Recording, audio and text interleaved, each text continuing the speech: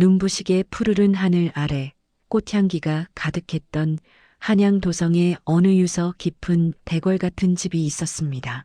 그곳은 대대로 나라의 기틀을 닦아온 명망 높은 가문이었고 그 집안의 귀한 외아들로 태어난 아이가 바로 이위 도련님이었습니다.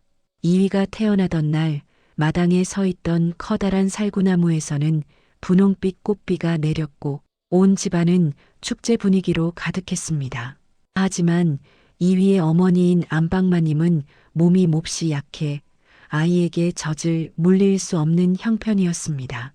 그때 운명처럼 이 집안의 문을 두드린 여인이 있었으니 그녀가 바로 단심이었습니다. 단심은 본래 이 고을 인근의 평범한 여인이었으나 안타깝게도 돌림병으로 갓 태어난 자신의 아이를 잃고 슬픔 속에 하루하루를 보내고 있었습니다. 자식을 잃은 슬픔에 가슴이 타들어가던 단심은 주인집 도련님인 이위의 울음소리를 듣는 순간 마치 자신의 아이가 다시 살아 돌아온 것만 같은 기이한 떨림을 느꼈습니다. 단심은 이위에게 젖을 물리며 속으로 맹세하고 또 맹세했습니다. 비록 내 자식은 먼저 보냈으나 하늘이 점지해준 이 아이만큼은 내 목숨을 다해 지켜내리라. 단심의 정성 덕분인지 다른 사람의 품에서는 자지러지게 울던 이위도 단심의 품에만 안기면 마치 봄볕을 쬐는 강아지처럼 방긋 웃으며 잠이 들곤 했습니다. 구독과 좋아요 눌러주시고 밤빛 야담 지금부터 시작합니다. 그렇게 7년이라는 평화로운 세월이 흘렀습니다. 이위는 단심의 사랑 아래 몰라보게 늠름한 소년으로 자라났고 단심은 그를 정성으로 보필하며 그늘진 곳 하나 없이 귀하게 키워냈습니다. 하지만 호사다마라 했던가요? 평온하던 가문에 갑자기 먹구름이 들이우기 시작했습니다. 이위의 아버지는 누구보다 정직하고 고든 성품을 지닌 관리였으나 그의 고듬이 도리어 권력을 탐하는 자들의 시샘을 샀습니다. 어느 날 새벽 아직 이슬이 마르기도 전에 집안으로 들이닥친 불길한 소식은 단숨에 가문을 무너뜨렸습니다. 아버지는 억울한 누명을 쓰고 세상을 하직하게 되었고 집안의 가재도구들은 사방으로 흩어졌습니다. 어제까지만 해도 머리를 조아리며 아부하던 하인들은 신발도 제대로 신지 못한 채 제 살 길을 찾아 뿔뿔이 흩어졌습니다. 누구 하나 이위를 거두어 줄 사람이 없던 그 절망적인 순간 단심은 도망치기는커녕 도련님의 작은 손을 꽉 잡았습니다. 도련님, 겁내지 마세요. 이 단심이가 도련님 곁을 지킬 것입니다. 우리 어디를 가든 함께 갈 것이니 저만 믿고 따라오세요. 단심의 목소리는 떨리고 있었지만 그 눈빛만은 촛불처럼 단단하게 빛나고 있었습니다. 결국 7살 어린 이위는 역적의 자식이라는 억울한 꼬리표를 단 채 머나먼 남쪽 끝 외딴 섬으로 유배를 떠나라는 명을 받게 되었습니다. 유배 길은 시작부터 고난의 연속이었습니다. 비단옷 대신 거친 삼배옷을 입은 이위의 작은 어깨는 차가운 바람에 사시나무 떨듯 떨렸습니다. 한양을 벗어나자마자 길은 험해졌고 어린아이의 발바닥에는 금세 물집이 잡혀 붉은 자국이 남았습니다. 칠성댁이라 불리던 동네 안악들도 평소 은혜를 입었던 이웃들도 모두 눈을 피하며 등을 돌렸습니다. 죄인과 엮였다가는 자신들도 화를 입을까 두려웠기 때문입니다. 하지만 단심은 묵묵히 이위의 짐 보따리를 짊어지고 그의 뒤를 따랐습니다. 길가에 핀 이름 모를 들꽃을 보여주며 이위를 달래기도 하고 밤이면 찬 바람이 들어오는 헛간에서 자신의 겉옷을 벗어 아이를 감싸 안았습니다. 단심은 자신의 배고픔은 잊은 지 오래였습니다. 주막에서 얻은 식은 밥 한 덩이조차 저는 이미 길에서 배불리 먹었습니다라고 거짓말을 하며 이위의 입에 넣어 주었습니다. 도련님이 한 숟갈이라도 더 먹는 모습을 지켜보는 것만이 그녀가 견딜 수 있는 유일한 힘이었습니다. 차가운 바닷바람이 코끝을 찌르는 남쪽 포구에 도착했을 때 이위는 이미 기진맥진하여 단심의 등에 엎여 있었습니다. 단심은 퉁퉁 부은 자신의 다리를 어루만질 틈도 없이 곧 무너질 듯한 작은 배에 올라탔습니다. 거친 파도가 배를 집어삼킬 듯 달려들었지만 단심은 아이의 귀를 꼭 막아주며 나지막이 노래를 불렀습니다. 그것은 슬픔을 이겨내고 희망을 꽃피우려는 한 여인의 처절하고도 아름다운 서곡이었습니다. 배에서 내린 단심과 이위의 눈앞에 펼쳐진 풍경은 한양의 화려함과는 거리가 먼 소금기 어린 바람만이 가득한 황량한 바위섬이었습니다. 마을 사람들은 역적의 집안에서 온 어린 죄인이라는 소문에 대문을 걸어 잠그고 곁을 내주지 않았습니다. 그들이 머물게 된 곳은 마을 끝자락, 파도 소리가 가깝게 들리는 언덕 위의 낡은 초가집이었습니다. 오랫동안 사람이 살지 않아 석가래는 썩어 기울어지고 지붕 곳곳에는 구멍이 뚫려 밤하늘의 별이 들여다보일 정도였습니다. 방 안에는 찬바람이 숭숭 들어왔고 눅눅한 곰팡이 냄새가 코끝을 찔렀습니다. 7살 어린 이위는 유모의 치맛자락을 꼭 잡고 겁에 질린 눈으로 주위를 둘러보았습니다. 단심은 절망할 시간이 없었습니다. 그녀는 소매를 걷어붙이고 부서진 문틀을 지프로 엮어맞고 바닥에 먼지를 닦아내며 아이가 누울 자리를 만들었습니다. 낮에는 바닷가로 나가 날카로운 조개 껍데기에 손이 베어가며 굴을 캐고 미역을 건져 올렸습니다. 그렇게 얻은 것들을 장터에 내다 팔아 겨우 보리쌀 한 줌을 구해와 이위에게 따뜻한 죽을 쑤어 주었습니다. 단심의 손은 어느덧 부드러운 여인의 손이 아닌 나무 껍질처럼 거칠고 딱딱한 일꾼의 손으로 변해갔습니다. 하지만 그녀는 밤마다 이위의 머리칼을 쓸어 넘기며 속삭였습니다. 도련님, 이곳의 바람은 거칠지만 우리 마음만 단단하면 능히 이겨낼 수 있습니다. 이 단심이가 도련님 곁에 있지 않습니까? 그러던 어느 겨울밤 재앙은 소리 없이 찾아왔습니다. 한낮에 내린 진눈깨비를 맞으며 유모를 기다리던 이위가 그만 깊은 병에 걸리고 만 것입니다. 아이의 몸은 마치 불덩어리처럼 뜨거워졌고 거친 숨을 몰아쉬며 정신을 잃어갔습니다. 섬 안에는 변변한 의원도 없었고 약초 한 뿌리 구하기 힘든 혹한의 밤이었습니다. 단심은 이위를 품에 안고 젖은 수건으로 몸을 닦아주었지만 열은 좀처럼 내리지 않았습니다. 이위의 입술은 파랗게 질려갔고 가느다란 신음만이 방 안을 채웠습니다. 단심의 가슴은 천갈래 만갈래로 찢어지는 듯 했습니다. 하늘도 무심하시지. 이 어린 것이 무슨 죄가 있다고 이토록 가혹하게 구시는가. 깊은 밤 단심은 결연한 표정으로 방을 나섰습니다. 그녀가 향한 곳은 마당 한 구석 차가운 달빛이 쏟아지는 장독대 앞이었습니다. 단심은 우물에서 갓 길어 올린 맑고 차가운 물을 커다란 대접에 담아 바위 위에 올려두었습니다. 그리고는 자신의 저고리를 벗어 던지고 맨몸으로 차가운 겨울바람 앞에 섰습니다. 그녀는 정한 수를 앞에 두고 두 손을 모아 간절히 빌기 시작했습니다. 천지신명이시여, 부디 우리 도련님을 살려주옵소서. 이 아이는 이 집안의 마지막 등불이자 제 목숨보다 소중한 존재입니다. 제발 이 아이의 고통을 저에게 주시고 도련님만은 살려주옵소서. 단심은 대접에 담긴 얼음장 같은 물을 자신의 머리 위로 쏟아부었습니다. 살을 애는 듯한 추위가 온몸을 감싸고 심장이 멎을 듯한 통증이 밀려왔지만 그녀는 멈추지 않았습니다. 한 번, 두 번, 수십 번을 반복하며 그녀는 차가운 물로 자신의 몸을 적셨습니다. 자신의 체온을 모두 앗아가더라도 그 온기가 도련님의 열을 식힐 수만 있다면 무엇이든 할 수 있다는 절박함이었습니다. 단심의 피부는 보랏빛으로 변해갔고 입술은 덜덜 떨려 목소리조차 나오지 않았습니다. 눈물은 뺨을 타고 흘러내리다 이내 얼음 조각이 되어 떨어졌지만 그녀의 기도는 동이 틀 때까지 계속되었습니다. 새벽 안개가 자욱하게 깔릴 무렵 기적 같은 일이 벌어졌습니다. 불덩어리 같던 이위의 몸이 서서히 식기 시작한 것입니다. 아이의 숨소리는 평온해졌고 이마에는 맑은 땀방울이 맺혔습니다. 정신이 혼미해진 채 방 안으로 들어온 단심은 이위의 차분해진 얼굴을 확인하고는 안도의 눈물을 흘리며 쓰러졌습니다.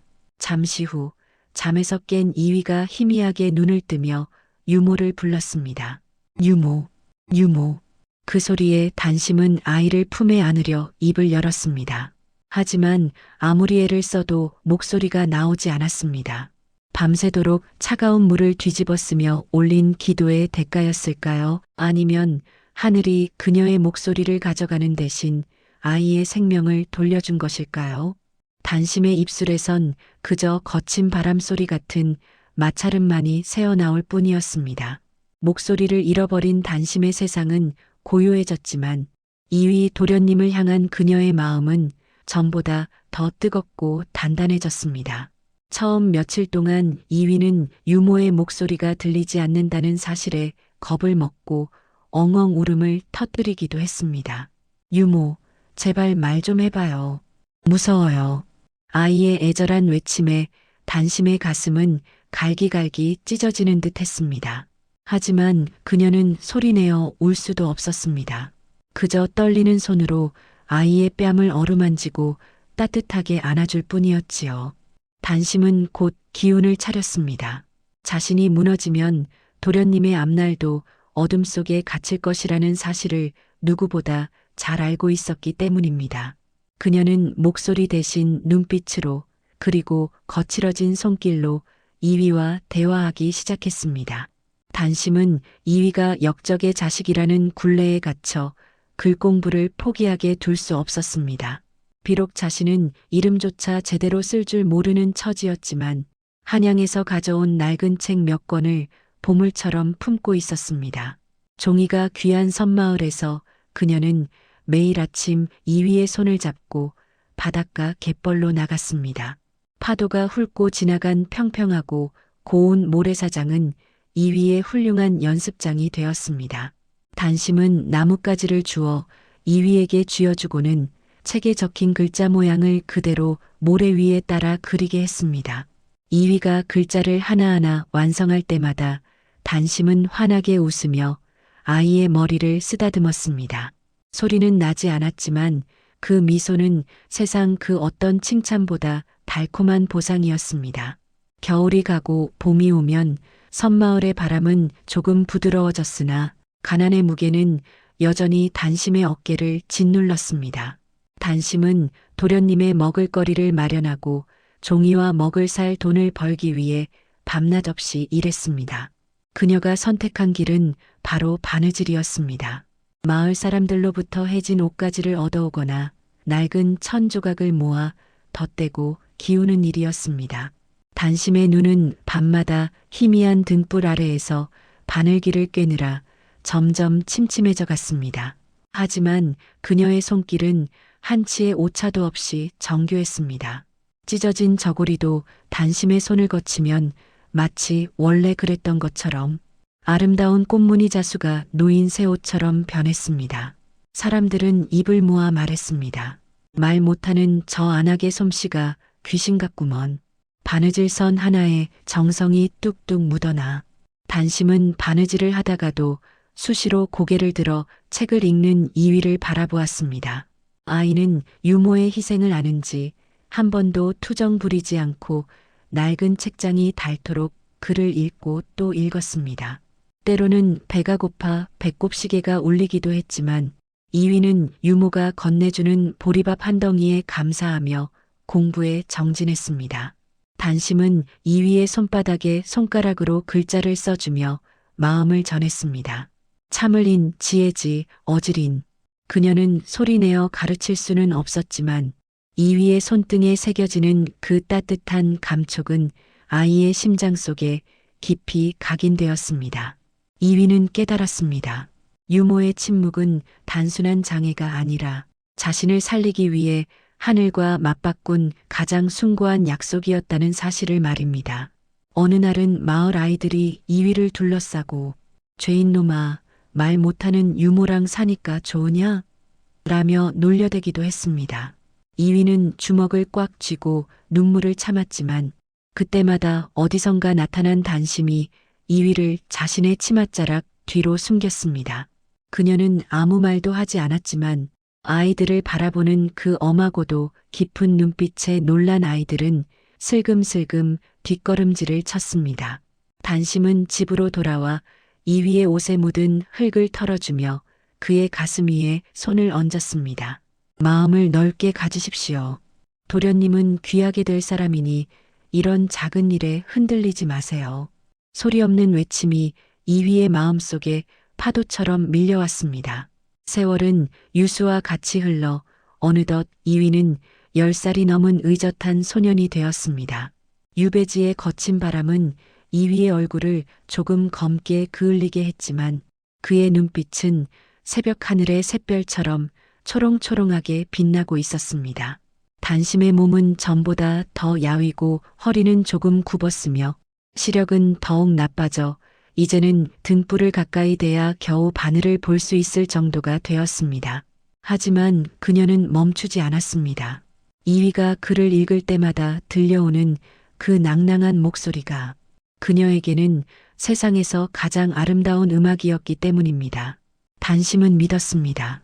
자신이 잃어버린 목소리가 이위의 학문이 되고 자신이 흐려진 눈이 이위의 지혜가 되어 언젠가 이 가문의 어둠을 걷어낼 태양이 될 것임을 말입니다.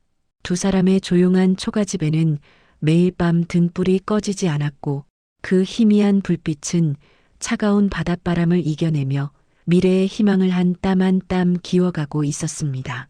세월은 어느덧 흘러 강산이 한번 변한다는 10년의 세월이 훌쩍 지났습니다.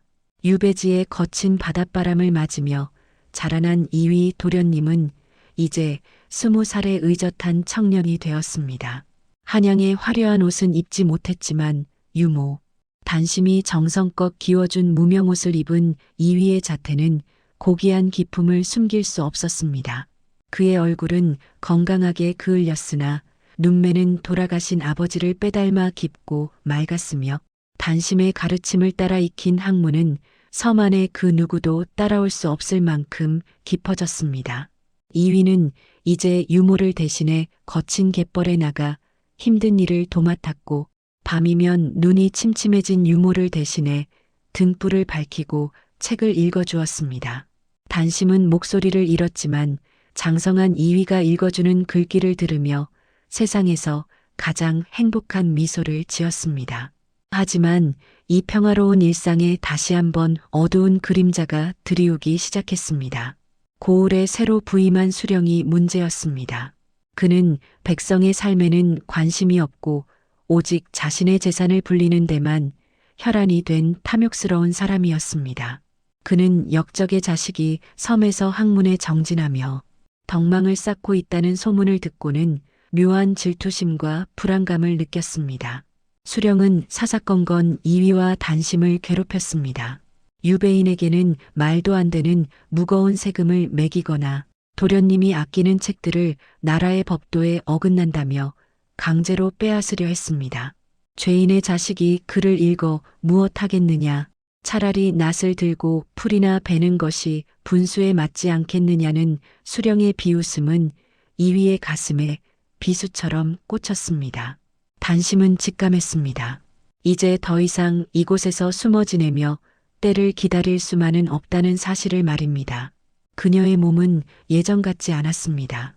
10년 넘게 찬 물을 뒤집어 쓰고 밤잠을 설쳐가며 일해온 탓에 뼛속까지 냉기가 스며들어 있었고 시력은 이제 눈앞의 사람 얼굴조차 흐릿하게 보일 정도로 나빠졌습니다.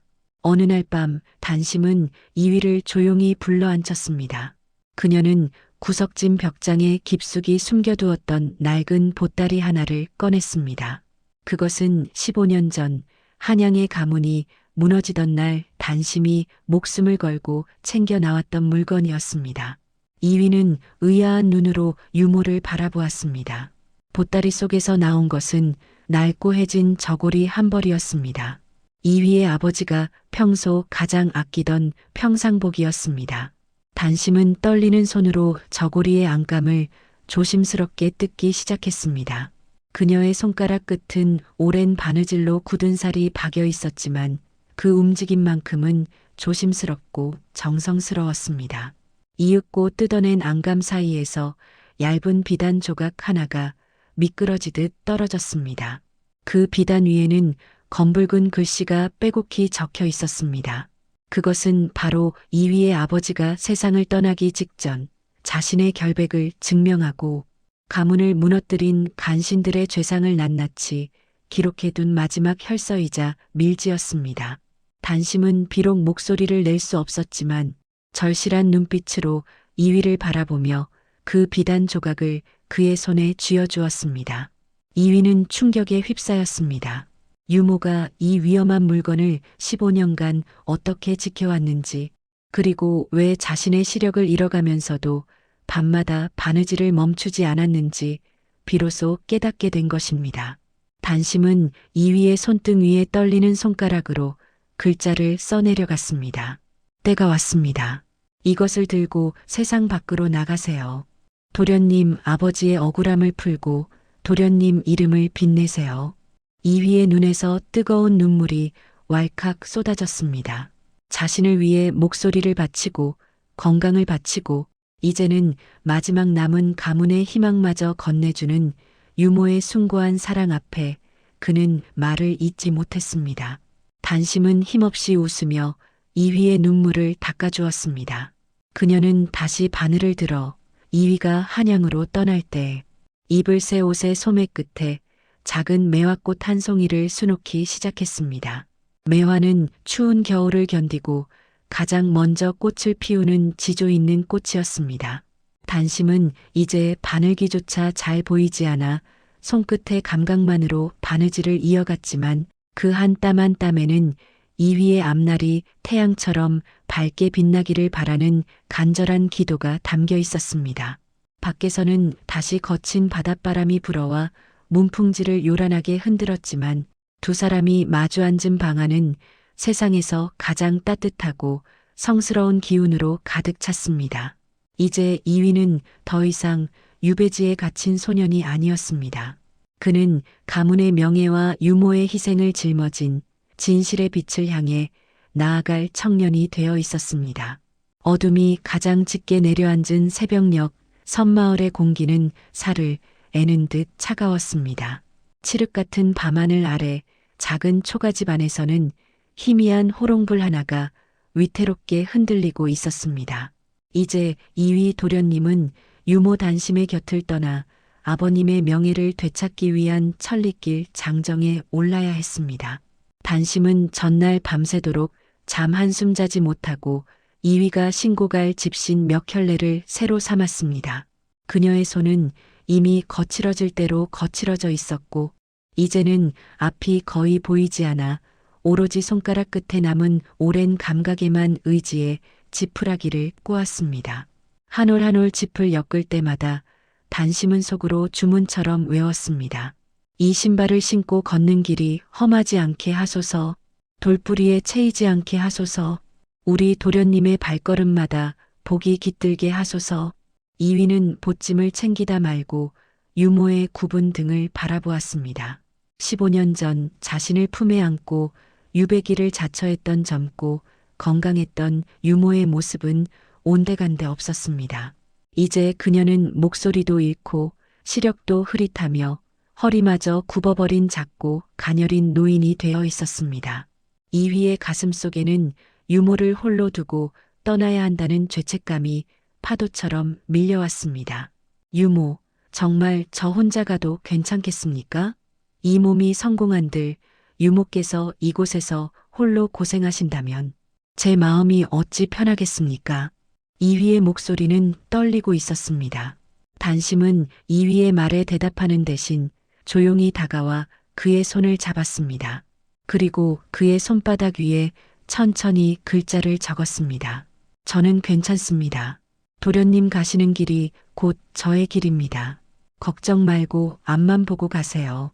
단심은 이위의 옷매무새를 다듬어 주었습니다. 그녀가 15년 동안 시력을 잃어가며 지은 그 옷은 겉보기에는 평범한 무명옷이었으나 안감에는 가문의 결백을 증명할 혈서가 숨겨져 있었고 소매 끝에는 승리를 상징하는 매화꽃이 정교하게 수놓아져 있었습니다. 그것은 유모가 이위에게 줄 수 있는 가장 든든한 갑옷이자 희망의 상징이었습니다. 단심은 이위의 목에 작은 주머니 하나를 더 걸어주었습니다. 그 안에는 그녀가 아끼고 아껴두었던 비상용 소금과 말린 약초가 들어 있었습니다. 말은 할 수 없었지만 주머니를 꽉 쥐어주는 그 손길에는 세상, 그 어떤 작별 인사보다 깊은 사랑이 담겨 있었습니다. 이윽고 동쪽 하늘이 푸르스름하게 밝아오기 시작했습니다. 이위는 방바닥에 엎드려 유모에게 큰 절을 올렸습니다.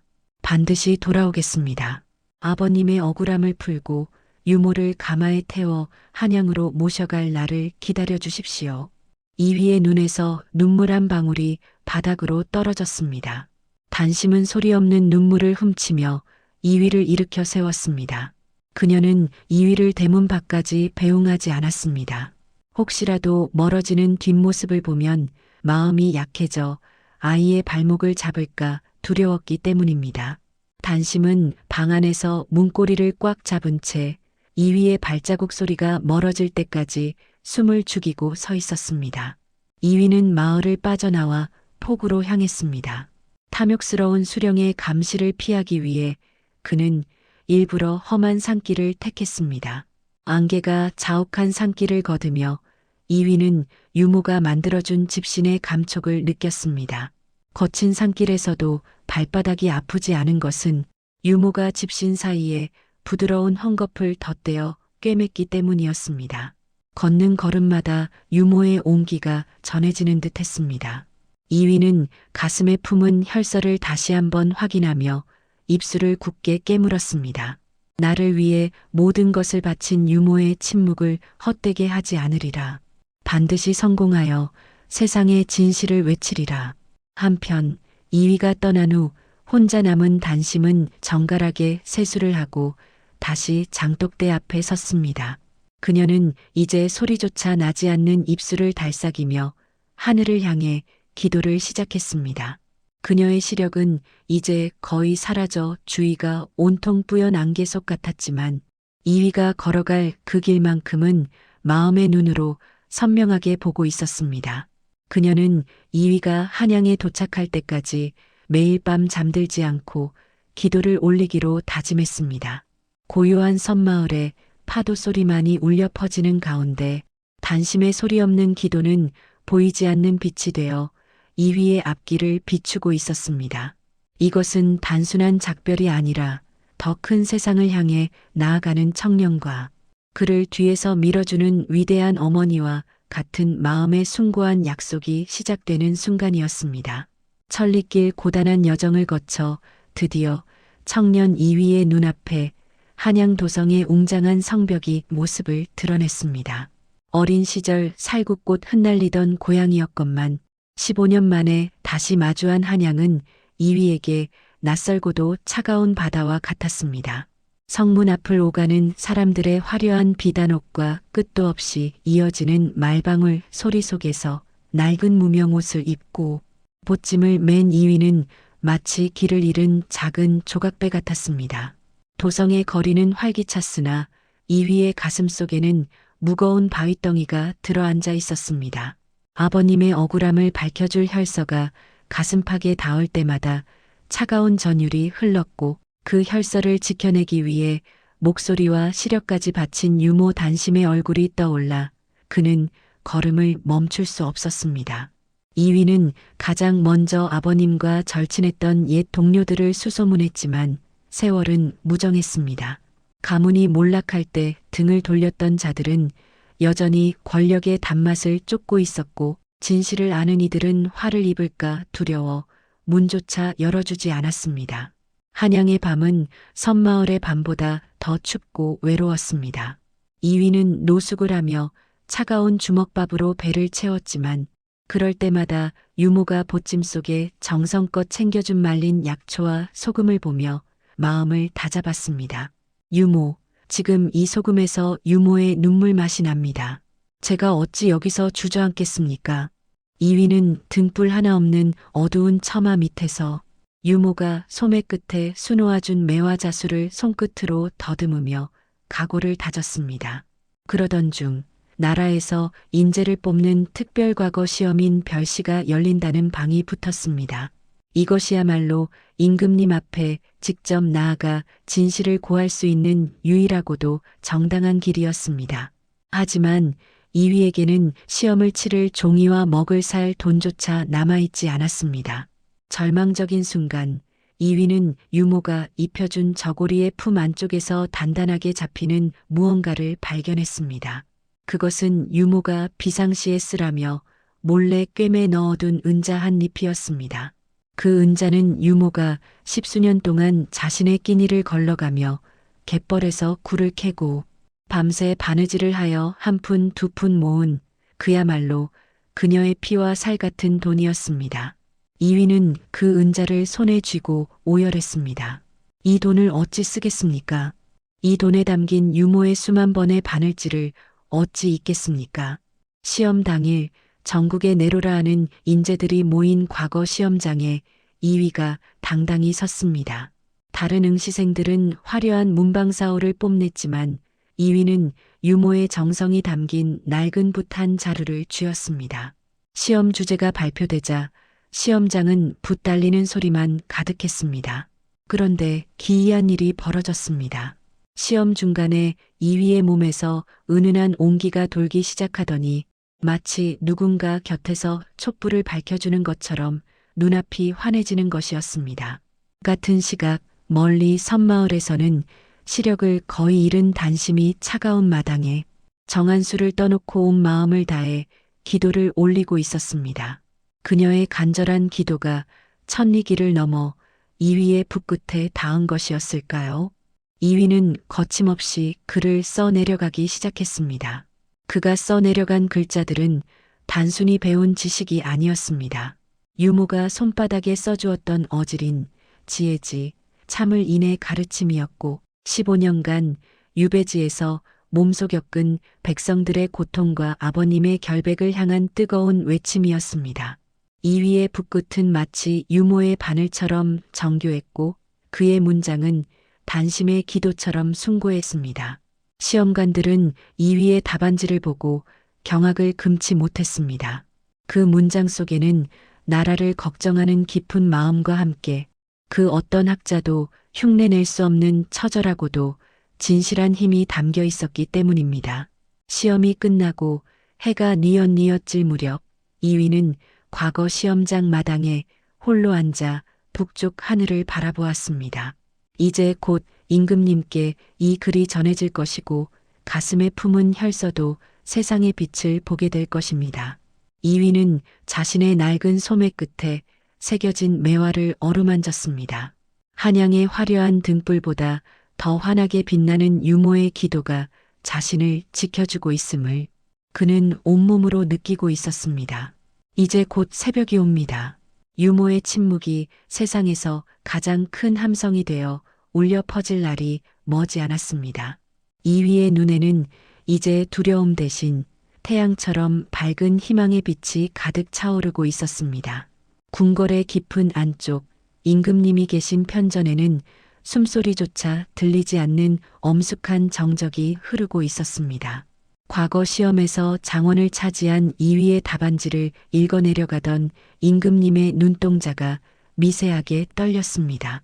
그 글에는 단순히 학문의 깊이만이 담긴 것이 아니라 백성을 향한 절절한 사랑과 나라를 걱정하는 충심이 마치 살아있는 생명처럼 꿈틀대고 있었기 때문입니다. 임금님은 즉시 장원 급제자인 이위를 불러들였습니다. 낡고 해진 무명옷을 입었으나 그 눈빛만은 맑은 샘물처럼 깊고 푸른 청년이 임금님 앞에 엎드렸습니다. 주위의 고위 관리들은 그의 초라한 행색을 보며 수군거렸지만 임금님은 그가 내뿜는 범상치 않은 기운에 압도되어 한참을 말없이 바라보았습니다. 내 글에는 천리박 백성의 눈물이 담겨 있고 10년 넘은 묵은 한이 서려 있구나. 너는 대체 누구이며 무엇을 말하고자 이 글을 썼느냐? 임금님의 부드러우면서도 위험 있는 물음에 이위는 천천히 고개를 들어 임금님과 눈을 맞추었습니다. 그의 가슴 속에서는 유모 단심이 15년간 지켜온 침묵의 무게가 느껴졌습니다. 이위는 떨리는 손으로 자신이 입고 있던 저고리의 소매 끝을 가리켰습니다. 그곳에는 단심이 시력을 잃어가며 수놓은 매화꽃이 피어 있었습니다. 전하, 소인은 15년 전 억울한 누명을 쓰고 돌아가신 이대감의 아들 이위라 하옵니다. 여기 한 여인의 목숨과 맞바꾼 진실이 있사오니 부디 굽어 살펴주옵소서. 이위는 저고리 안감을 뜯어 아버님이 남기신 비단 혈서를 꺼내 두 손으로 높이 들었습니다. 그 혈서가 펼쳐지는 순간 편전 안의 공기가 차갑게 얼어붙었습니다. 그 안에는 아버님이 돌아가시기 직전 탐욕스러운 관리들이 어떻게 음모를 꾸며 가문을 무너뜨렸는지, 그리고 나라의 기틀을 어떻게 흔들었는지가 낱낱이 기록되어 있었습니다. 임금님은 혈서를 한 글자 한 글자 읽어내려가며 분노와 회한의 눈물을 흘렸습니다. 아, 짐이 이토록 충직한 신하를 몰라보고 15년이나 어둠 속에 방치했단 말이냐? 이 혈서를 전한 여인은 대체 누구냐? 이위는 유모 단심의 이야기를 꺼냈습니다. 자신이 병들었을 때 목소리를 바쳐 기도를 올렸던 밤, 앞이 보이지 않는 눈으로 바느질을 하며 자신을 키워낸 세월, 그리고 이 혈서를 지키기 위해 그녀가 감내했던 고통을 피맺힌 목소리로 고했습니다. 이위의 이야기가 끝나자 편전하는 온통 울음바다가 되었습니다. 아부하던 관리들은 고개를 숙였고 임금님은 보좌에서 내려와 이위의 거친 손을 잡았습니다. 내 유모의 정성이 하늘을 감동시키고 짐의 눈을 뜨게 하였구나. 그녀는 천한 신분이 아니라 이 나라에서 가장 고귀한 어머니로다. 그 자리에서 임금님은 이위의 가문을 복권시키고 아버님의 명예를 회복하는 어명을 내렸습니다. 또한 간신들을 엄벌에 처하여 다시는 이런 억울한 일이 없도록 명했습니다. 임금님은 이위에게 높은 관직과 함께 화려한 관복을 하사하며 말했습니다. 어서 돌아가거라. 너를 기다리는 그 위대한 어머니에게 이 소식을 전하고 그녀를 세상에서 가장 귀한 가마에 태워 한양으로 모셔오너라.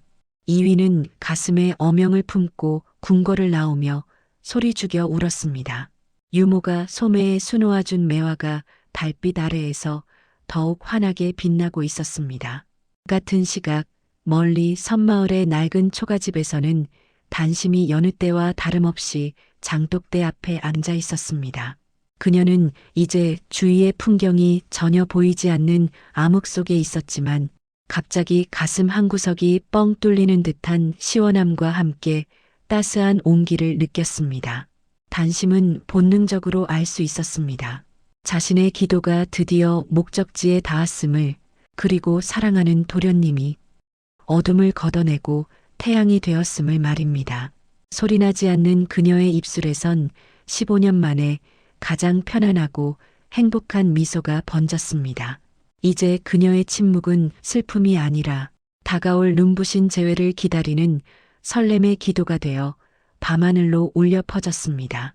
유배지 섬마을의 포구에는 이른 아침부터 심상치 않은 기운이 감돌고 있었습니다. 평소라면 거친 파도 소리와 갈매기 울음소리만 들렸을 고요한 바다 위로 오색 찬란한 깃발을 앞세운 커다란 배 한 척이 모습을 드러낸 것입니다. 배 위에서는 웅장한 나팔 소리와 북소리가 울려 퍼졌고 그 소리는 섬 전체를 뒤흔들 만큼 당당했습니다.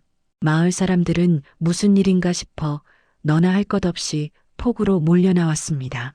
배가 닿자마자 붉은 관복을 입은 포졸들이 길을 냈고 그 뒤로 눈부시게 화려한 말을 탄 위엄 있는 청년이 내렸습니다.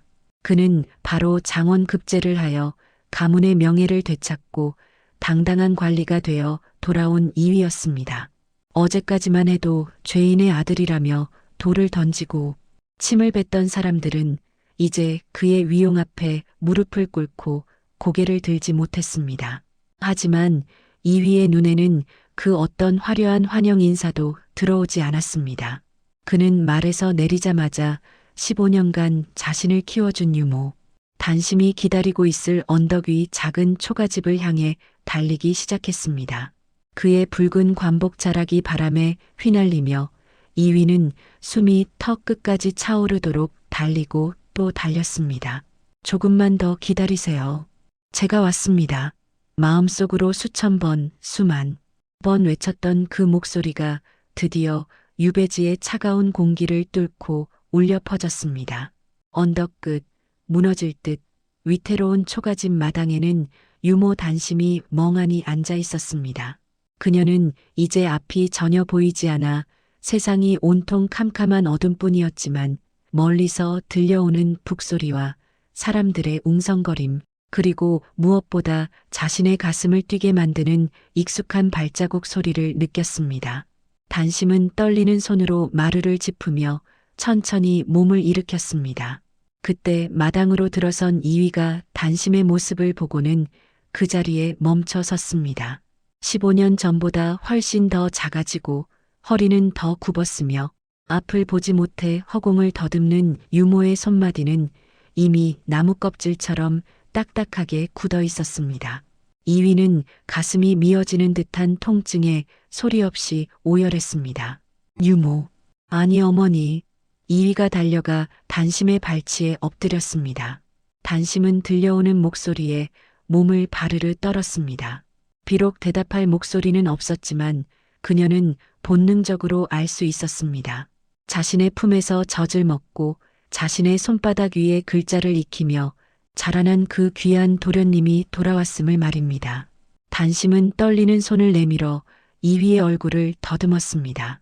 부드러운 관복의 질감, 어깨에 매달린 장식, 그리고 무엇보다 따뜻한 도련님의 눈물, 단심은 소리내어 울지 못하는 대신 입술을 굳게 다문 채 이위의 머리를 꼬박 품에 안았습니다.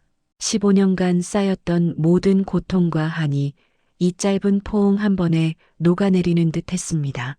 잠시 후 이위는 소매 안에서 정성스럽게 싼 보따리 하나를 꺼냈습니다. 그것은 임금님이 하사하신 상금으로 한양에서 가장 솜씨 좋은 신발 장인을 찾아가 밤낮을 가리지 않고 만들게 한 꽃신이었습니다. 이위는 유모 단심을 마루 끝에 조용히 앉히고 자신은 진흙탕이 된 마당 바닥에 무릎을 꿇었습니다. 화려한 관복이 흙에 더러워지는 것 따위는 조금도 개의치 않았습니다. 그는 단심의 거칠고 부르튼 발을 조심스럽게 자신의 무릎 위에 올렸습니다. 평생 도련님의 죗값을 마련하기 위해 갯벌을 누비고 아이의 앞날을 위해 찬물을 뒤집었으며 빌었던 그 숭고한 발이었습니다. 이위는 낡아서 다해진 유모의 집신을 벗겨내고 비단으로 정성껏 수놓아진 눈부신 꽃신을 그녀의 발에 직접 신겨주었습니다. 어머니, 이제 이 낡은 집신은 버리세요. 제가 한양에서 가장 고운 꽃신을 가져왔습니다. 이제 어머니의 발걸음마다 꽃향기가 가득하게 해드리겠습니다. 제가 어머니의 목소리가 되고 제가 어머니의 눈이 되어 평생을 모시겠습니다. 이위의 진심 어린 고백에 단심은 차마 참지 못하고 가슴을 쥐어짜며 소리 없는 오열을 터뜨렸습니다. 비록 입 밖으로는 비명이 나오지 않았지만 그녀의 온몸이 들썩이며 쏟아내는 눈물은 마당의 흙을 적셨고 구경하던 백성들의 가슴을 먹먹하게 만들었습니다. 이것은 단순한 성공의 귀환이 아니었습니다. 세상에서 가장 낮은 곳에서 피어난 헌신이 세상에서 가장 높은 효심으로 되돌려받는 위대한 사랑에 완성된 풍경이었습니다. 한양 도성에서도 가장 볕이 잘 들고 물소리가 맑게 들리는 곳에 이위의 새로운 저택이 마련되었습니다. 임금님은 이위의 공로와 효심을 치하하며 예전 아버님이 사셨던 집보다 더 크고 아름다운 집을 하사하셨습니다. 하지만 이위에게 이 집은 단순히 화려한 권세의 상징이 아니었습니다. 그것은 15년 동안 어둠 속에서 자신을 키워낸 유모 단심을 위한 안식처이자 그녀의 숭고한 사랑을 기리는 성전이었습니다. 이위는 집의 이름을 단심원이라 짓고 집안의 가장 높고 따뜻한 안방을 단심에게 내어주었습니다. 이쯤에서 사람들은 궁금해했습니다. 어찌하여 지체 높은 양반과 도련님이 천한 유모를 어머니라 부르며 지극정성으로 모시는지를 말입니다. 이위는 그럴 때마다 지난 유배지의 마지막 밤을 떠올렸습니다. 한양으로 떠나기 전날 밤 유모가 건네준 아버님의 혈서를 손에 쥐었을 때 이위는 유모의 손을 처음으로 제대로 보았습니다. 마디마디가 뒤틀리고 굳은 살이 박힌 그 손은 자신의 공부를 위해 수만 번 갯벌을 파고 수십만 번 바느질을 하느라 망가진 훈장이었습니다. 그 밤 이위는 유모의 무릎에 얼굴을 묻고 소리 죽여 울었습니다. 어머니, 제 피에는 아버님의 성씨가 흐르지만 제 뼈와 살은 어머니의 젖과 어머니의 눈물로 만들어졌습니다. 그러니 저를 낳아준 분은 다른 분이시나 저를 키우고 살려내신 제 진짜 어머니는 당신뿐입니다. 한양으로 돌아온 이위는 이 사실을 세상에 공포했습니다. 그는 친척들이 몰려와 핏줄도 아닌 유모를 어찌 안방마님 자리에 앉히느냐고 웅성거릴 때 서슬 퍼런 눈빛으로 그들을 꾸짖었습니다. 내 인생에서 가장 추울 때 옷을 입혀주고 가장 배고플 때 밥을 먹여준 분은 오직 이분뿐이요. 15년간 나를 버렸던 당신들의 핏줄보다 나를 위해 목소리를 버린 이분의 침묵이 내게는 100배, 1000배 더 소중하오. 이위의 단호한 태도에 아무도 토를 달지 못했습니다. 그는 단심에게 세상에서 가장 고운 비단 저고리를 입히고 매일 아침 안방으로 문안 인사를 올리며 그녀의 손을 잡고 하루를 시작했습니다. 단심은 비록 앞이 보이지 않았지만 집안 가득 퍼지는 이위의 목소리와 그가 내는 기분, 좋은 발자국 소리만으로도 충분히 행복했습니다. 이위는 정무를 돌보는 바쁜 와중에도 좋은 음식이 생기면 반드시 단심의 입에 먼저 넣어주었고 화창한 날이면 눈이 어두운 단심을 등에 업고 정원을 거닐며 풍경을 묘사해 주었습니다. 어머니, 지금 앞에는 분홍색 진달래가 활짝 피었습니다. 어머니가 예전에 소매에 수놓아 주신 그 매화보다 더 고운 빛깔입니다. 단심은 소리내어 대답할 순 없었지만 아들의 등 뒤에서 그의 어깨를 토닥이며 눈물 짓곤 했습니다. 세월이 흘러 단심의 병세가 깊어지던 어느 날 밤 이위는 침소 곁을 지키며 그녀의 마른 손을 잡았습니다.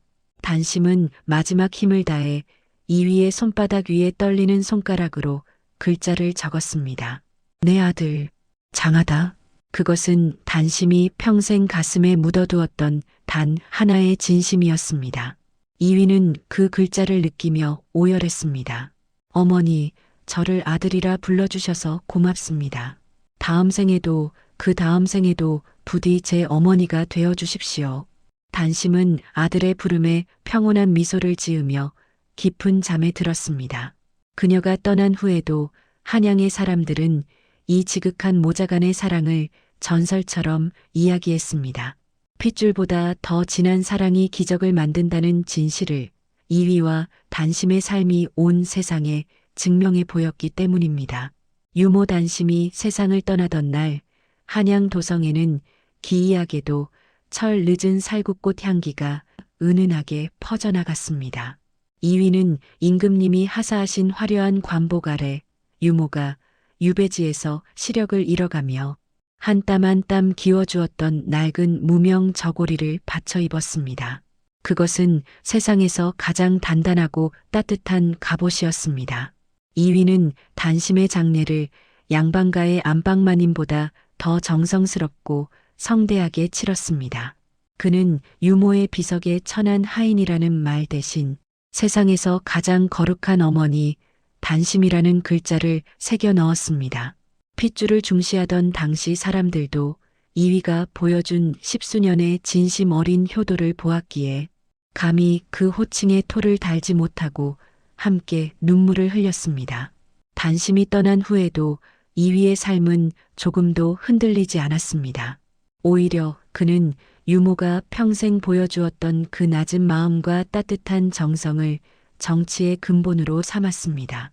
이위는 높은 관직에 올라서도 가난한 백성들의 사정을 살피는 일을 게을리하지 않았습니다. 그는 갯벌에서 고생하는 어민들을 위해 세금을 깎아주었고, 글을 배우고 싶어도 종이가 없어 모래 위에 글을 쓰는 아이들을 위해 전국에 배움터를 세웠습니다. 사람들은 그를 보며 말했습니다. 이위 대감의 공정함은 아버님을 닮았고 그 따뜻함은 유모 단심을 닮았구나. 이위는 집 마당에 유모가 좋아하던 매화나무 수십 그루를 심어 가꾸었습니다. 매화가 꽃을 피울 때면 그는 소리 없이 웃던 단심의 얼굴을 떠올리며 그 아래에서 백성들을 위한 정책을 구상하곤 했습니다. 이위는 자녀들에게도 항상 이렇게 가르쳤습니다. 사람의 귀함은 그가 입은 비단옷이나 높은 성씨에 있는 것이 아니란다. 나를 위해 자신의 목소리를 기꺼이 버릴 수 있는 마음, 보이지 않는 눈으로도 자식의 앞날을 위해 바늘길을 꿰는 그 한결같은 붉은 마음이 진짜 고귀함이란다.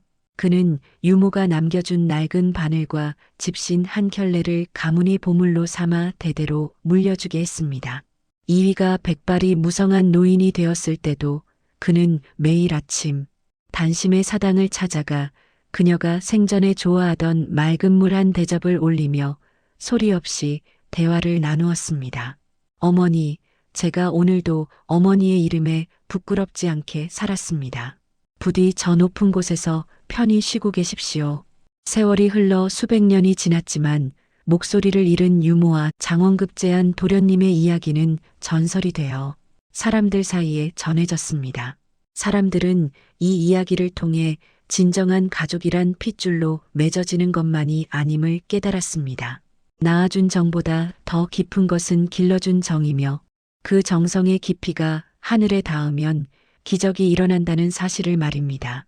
단심이라는 이름처럼 한결같은 붉은 마음과 이위라는 이름처럼 세상을 비추는 밝은 빛이 만나 만들어낸 이 이야기는 차가운 세상 속에서도 우리가 서로를 어떻게 사랑해야 하는지를 알려주는 영원한 자장가가 되었습니다. 오늘 우리 곁에도 제2의 단심과 이위가 있을지 모릅니다. 겉으로는 보잘것없어 보이지만 나를 위해 모든 것을 내어주는 소중한 사람, 그리고 그 은혜를 잊지 않고 감사하며 살아가는 우리들의 모습 말입니다. 15년의 침묵을 깨고 터져나온 그 위대한 사랑의 함성은 오늘날 우리들의 가슴 속에서도 따뜻한 온기가 되어 흐르고 있습니다. 이위와 단심의 이야기는 여기서 끝이 나지만 그들이 남긴 사랑이라는 등불은 앞으로도 영원히 꺼지지 않고 우리들의 앞길을 환하게 비춰줄 것입니다.